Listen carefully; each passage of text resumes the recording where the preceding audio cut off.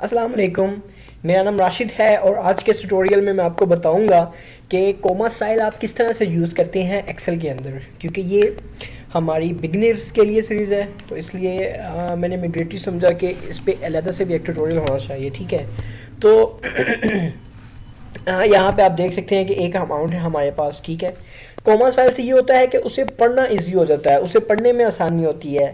وہ یہ ہے کہ میں سمپل یہاں پہ آؤں، یہ کوما پہ کلک کروں. ٹھیک ہے، اور پاکستان میں تو ہم اسے پڑھتے ہیں نا قاعدہ ہائی سینکڑا، تو یہ 12,500 12,500. ٹھیک ہے، پڑھنے میں آسانی ہوتی ہے.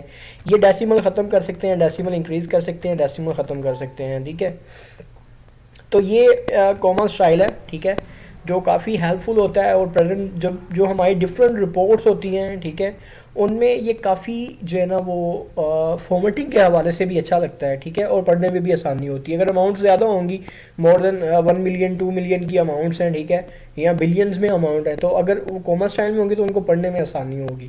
تو کوما اسٹائل کے بارے میں نے آپ کو بتانا تھا، وہ میں نے آپ کو بتا دیا ہے. ٹھیک ہے، اب نیکسٹ ہم اس سے آگے بات کریں گے. شکریہ آپ کے ٹائم کا، تھینک یو.